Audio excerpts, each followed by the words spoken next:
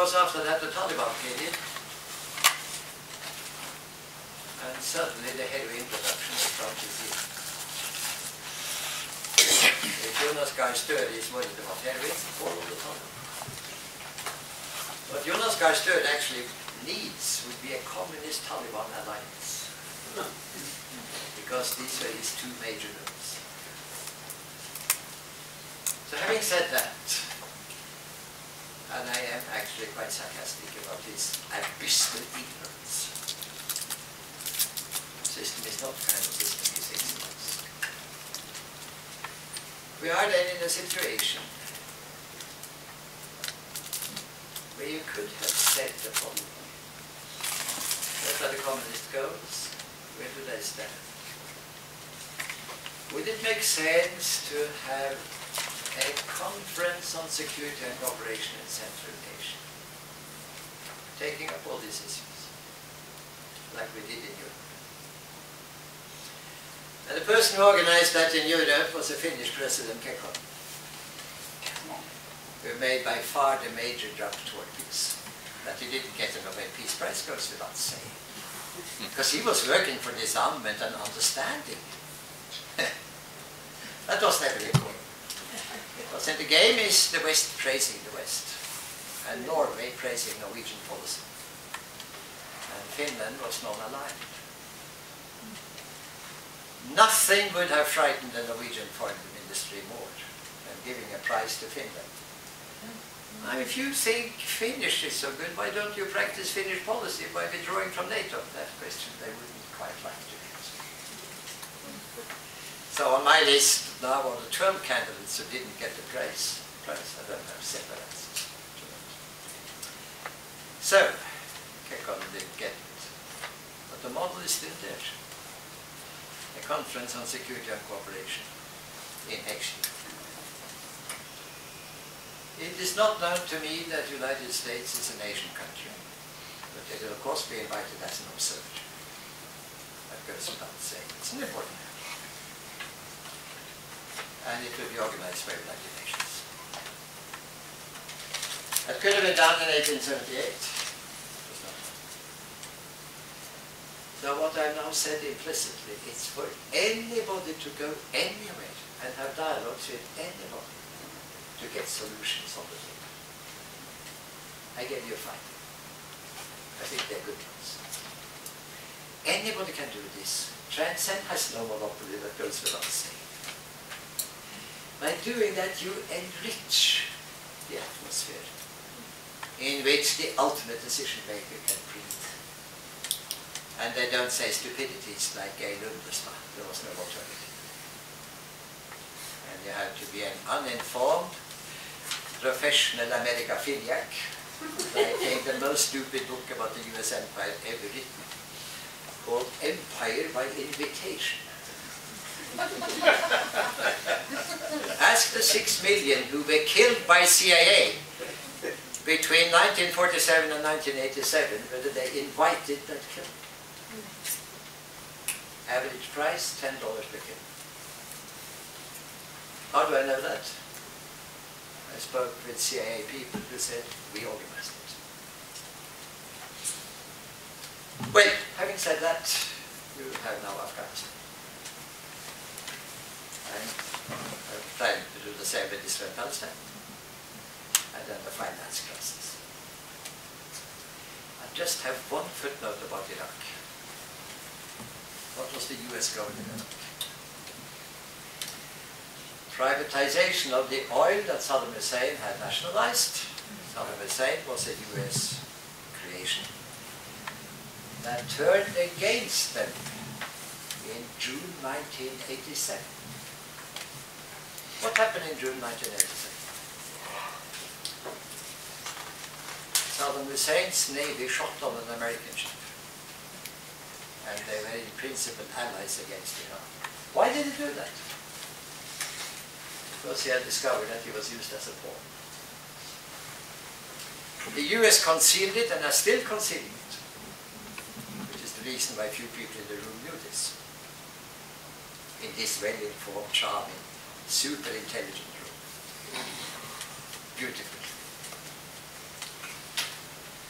The US reaction to that was to shoot down an Iranian plane.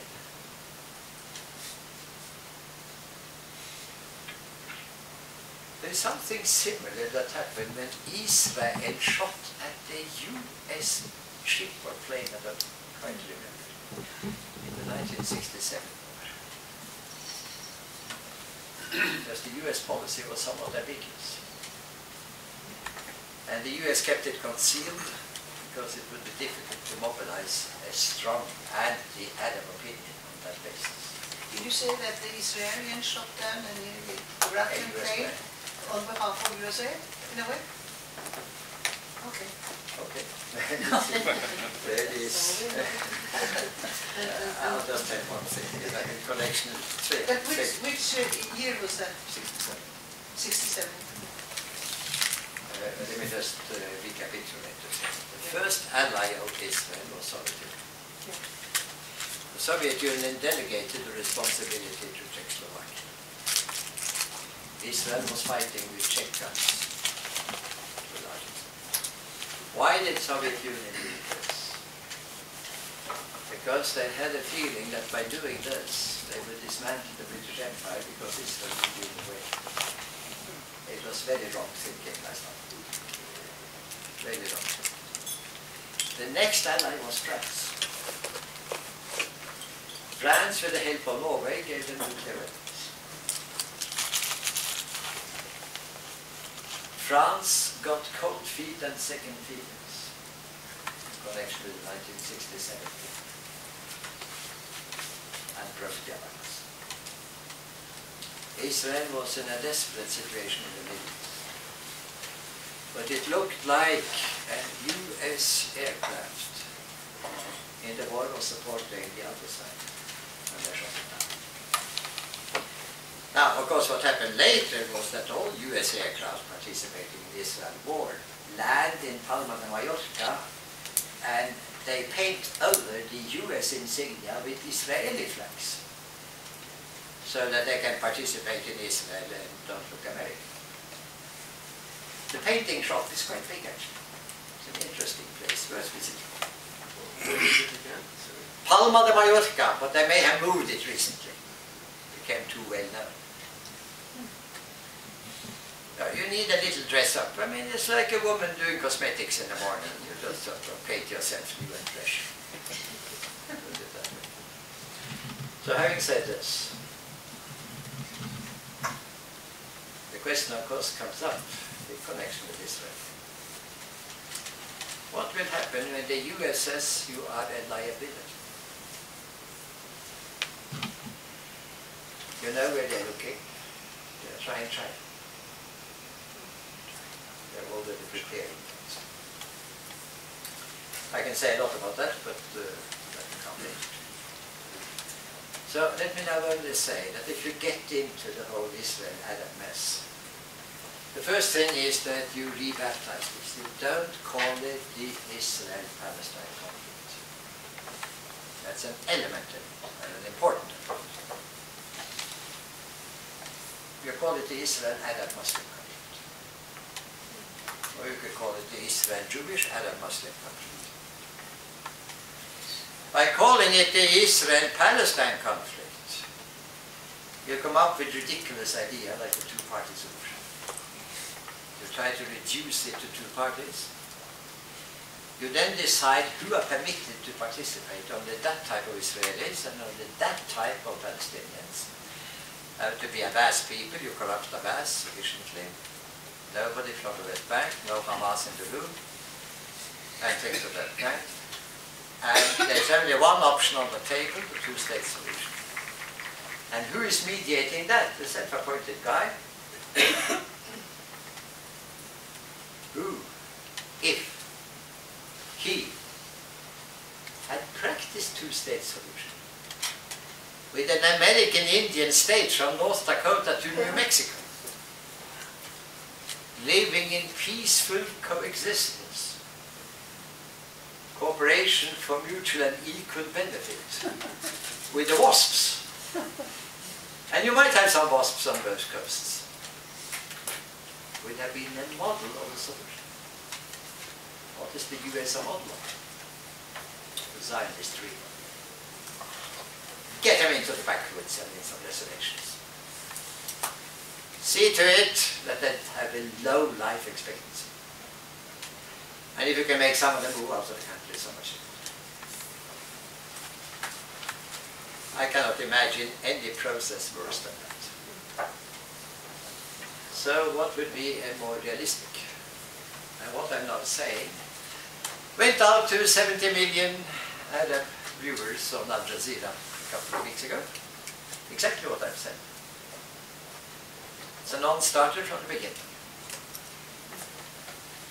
You can of course get a signed document. It's worth nothing. So point one, let all the parties speak. And there are many of them, also inside Israel.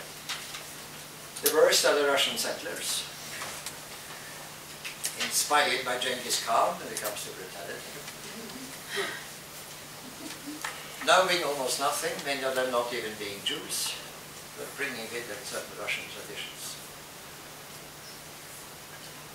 They had to pass a test in Judaism to get access. So they had fake exams on the internet circulating in order to train themselves in passing the test by the Israeli embassy. I mean, that's children's stuff. That we on the Palestinian side have many is obvious. But in come the 3-4 major parts of Lebanon, at least 2 parts of Syria. The Palestinians in Jordan and others in Jordan. Then you go to Egypt. In comes the Brotherhood. In comes also the Mubarak family. All of that. Give them voice. Glasnost. Give them voice. But Galtung, they cannot be in the same room. Who said they should be in the same room? I agree the temperature would be a little bit high. So, you may even have 16 different rooms for that matter. And Al Jazeera, you have 16 cameras, I've seen much more than that, so that's no particular problem. Keep them worse. Then appoint the 5-6 best mediators you can find in the world. The Archbishop, Gorbachev, and so on. Mary Robinson, Helen Clark, two brilliant ladies. Have them look at all of this, and you need some creativity to make it come together. The best thing we in Transcend have come up with is a 6-stage solution for the Middle East community. We are a little bit afraid of Middle East community because it's MEC, which spells Mecca, which might not be the most inviting move to the Israelis. The model is, of course, the Treaty of Rome of 1st of January 1958, accommodating an atrocious Germany. This would be a 6-state community accommodating an atrocious Israel. Professor Galtung, so you compare us with Germans. Thank you. That's a typical argument when I give this talk. But I know it's I usually answer it in advance before. First of all, I usually say that, look, I'm going to say something you might not like. I know that this audience is so intelligent that you will never stoop to the stupidity of calling that anti-Semitism. That would be below your dignity. That you leave to lesser people in the Foreign Office and so on. That one usually helps. There are some people leave the room because this is what they were looking forward to saying, and as I sort of don't get much chance. So I say, yes, I compare you to Germany. I'm not saying you're Nazi, although some of you are quite close. I am saying that you are very difficult for the environment to digest. 2 Frenchmen invited Germany. Under the formula, you have been so atrocious that you have to become a member of the family. Your atrocity condemns you to membership. Did people laugh and did people say when Monet Schumann said this? Ridiculous. Maybe they are hidden Nazis.